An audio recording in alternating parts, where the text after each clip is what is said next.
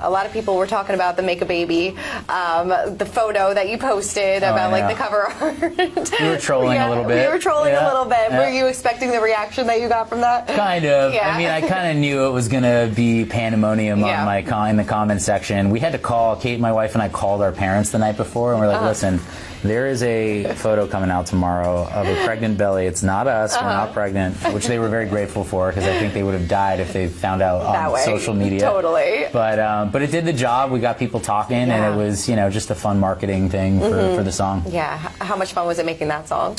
Oh, it was great. I got to work with Young Gravy, who's like this, you know, obviously this young TikTok rapper who I met at a show in Minneapolis, Minnesota, like 4 years ago during the pandemic. And we met backstage, became fast buds, and said, like, hey, if there's ever an opportunity, we should work on something. And then, like, 2 years later, I was in the studio, I wrote the chorus for Make a Baby, and I remember thinking, I clocked it, thinking, like, this is very on brand for Gravy. And I texted him the song, and I was like, hey, what do you think of this chorus? He loved it. He's like, oh, man, I got to do verses immediately. And so we kind of went back and forth via text. He was sending me voice notes of verses and stuff, and we just finally got it done after months. He was on tour, I was traveling, finally got it finished.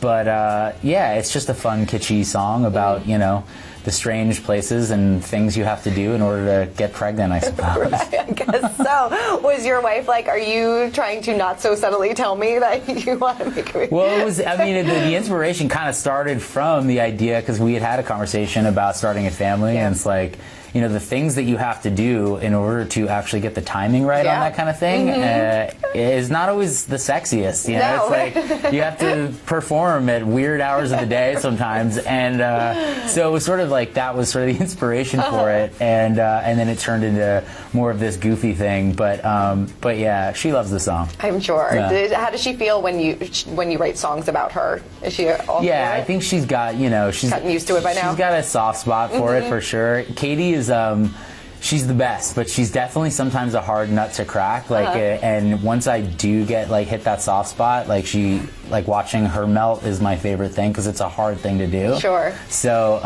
but yeah, she's got a few songs now written about her in her catalog.